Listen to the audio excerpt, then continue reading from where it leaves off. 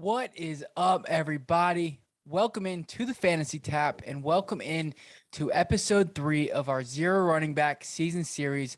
I am stoked to have you guys here. Excuse me, if you haven't tuned in to this series before, what I'm doing is going through an entire season, keeping you guys up to date on a team that I did a zero RB draft with. So super stoked for it. The only thing I'm not stoked for, unfortunately, and hope he gets better, is Raheem Mostert. He was my first running back taken, and as you guys probably found out by now, he is out for the season. So before we jump into my week 1 recap, um, if you could do us a favor and just hit that subscribe button, click that like button, it'd really help us out. Also, spread the word. Tell somebody that we're doing this. I think it's a pretty neat idea. If you have any ideas for, for this series, let me know in the comments. Any ideas you have to make this a little more interesting for you guys, or help you guys out a little bit more. So just let me know in the comments. But let's jump into it. I'm gonna share my screen with you guys, show you what kind of went down this week and what I'm looking at moving into week 2. So, all right, let's go over to my matchup. I did get a W, so I want to know, baby. Let's go. I scored the third most points this week. It's 132. It is a full point PPR league, if I'm not mistaken. Like I said, I lost Raheem Mostert, unfortunately. Devontae Adams didn't have the week I had hoped, and neither did Juju Smith-Schuster. Also, my defense kind of struggled there, only putting up 5 points going up against the Denver Broncos. And I did leave some points on the board. I'm not going to lie about that. Obviously, couldn't really do anything about Raheem Mostert getting injured. But I left Jamal Adams out of that flex spot, and Tyson Williams, unfortunately. But hey, I got the dub at the end of the day. So super excited about that.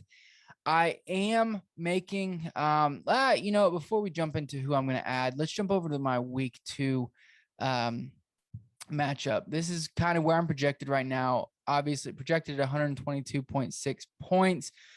Projected to win right now, and I don't have anybody there in the running back slot just yet. I am going to be moving Jamal Williams, Tyson Williams, or one of the guys I'm looking for in my on the waivers into that spot.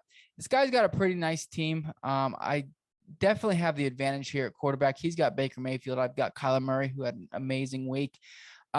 He does have Dalvin Cook, as well as Deontay Johnson, A.J. Brown, DeAndre Swift, Darren Waller, all very, very good fantasy players this week. So little nervous there. His bench isn't too concerning to me. I mean, I know Marquise Brown had a good week.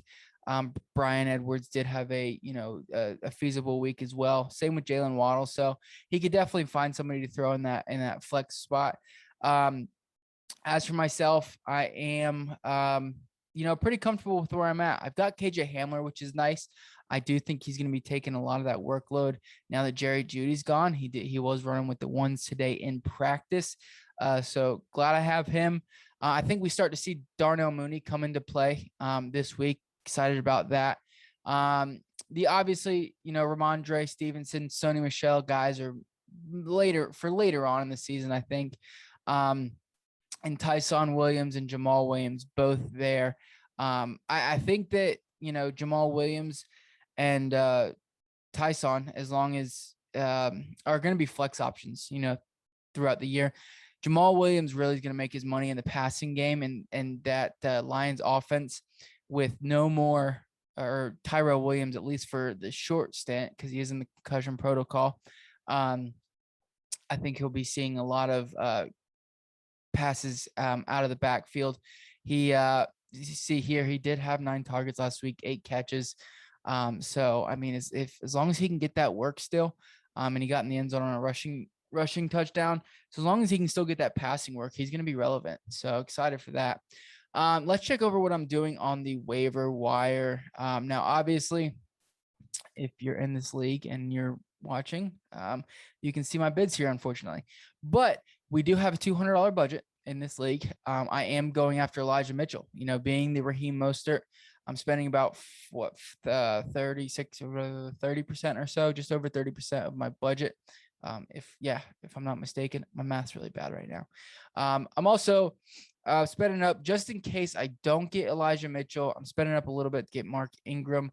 No, not a little bit. I'm putting a little bit of a budget out there for him. I'm more secure with the guys I have, like Jamal Williams and Tyson Williams, than Mark Ingram right now. And actually, I'm going to swap this waiver order. I'm going after the new Orleans Saints defense, dropping the Giants defense. Obviously, the Giants looked like hot trash this week. And I think that not only will the Saints give me a good option this week, looking at it here, they're playing Carolina. So, maybe they can get a couple turnovers from Sam Darnold.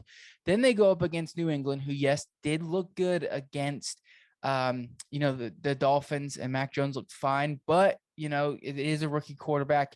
Maybe he makes some mistakes that week. I think I have him for quite a bit up until their bye week. Bye week is week 6. So I have a nice stretch of games here. If I can get the New Orleans Saints defense, I'll be comfortable there. I'm a big, I stream my defenses pretty much all year. I never really spend up on defense. I wait until the last round or so. Actually, in this league, I didn't even draft a defense. I had to drop AJ Green for him.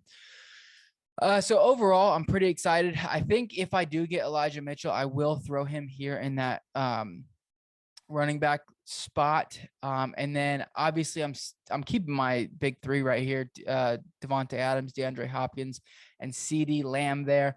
I don't have another tight end. Obviously, I'm going with Logan Thomas, which I'm comfortable with this week going up against the Giants. As far as my flex spot, I do have a decision to make. And right now, like I said, off the top of my head and before any news or anything like that comes out, I'm kind of leaning Jamal Williams. Latavius Murray did start to see some solid work there. He got 10 attempts in his first game, did get in the end zone. He vultured a touchdown there from Jamal or Tyson, but he obviously he had more rushes and he didn't have the targets, but Tyson did get those, only 4. And they're going up against KC. So I really do have a decision here. I think Jamal gets that garbage time work. We're going to see a lot of it. I think the Green Bay Packers get, maybe have a little bit of a revenge game after looking so bad this week against the Saints. So it's really between these. And right now, where I am right now, I'm leaning more Jamal, especially in this league. I believe, let's see, league. Here we go. It is half point PPR. Yeah. So yeah, I think I'm going to lean Jamal Williams here this week instead of Juju going up against that Las Vegas defense, who did allow some points this week. But, I think I like Jamal's upside compared to Juju's. So hopefully I get those guys this week. Like I said, again, I'm going after Elijah Mitchell, of course, like most people are, then the Saints defense and Mark Ingram after that. But yeah, and I think if I do that, I will come out of this week with a W. Again, showing you my week 2 matchup for you guys. There it is. We'll see how it works out. Obviously, he has some decisions to make. This Trey Sermon should be active this week. So, maybe he keeps him in there. But I definitely think it's going to be a tough one. As long as my big 3 here can, put up some solid points and really carry me. And either, Henderson or Jamal or Elijah Mitchell, if I get him. If I don't get him, obviously, I'm going to be playing Tyson Williams. But if I do, then he'll be going in there. As long as one of those can, put up another solid, or 2 of them put up solid 10-point or 15-point games, I should have this one. I'm pretty excited about it. The only guy I'm worried about and the only mismatch I have, or I feel that I have comparative, is Darren Waller. We all saw he got 19 targets on Monday night. So I think he's going to be fighting Kelsey for that number 1 tight end spot, I think. But Derek Carr really tried to force it to him. So that's really where I'm worried at. Out of everybody else, I'm not too worried. So we will see next week, guys. Thanks for tuning in.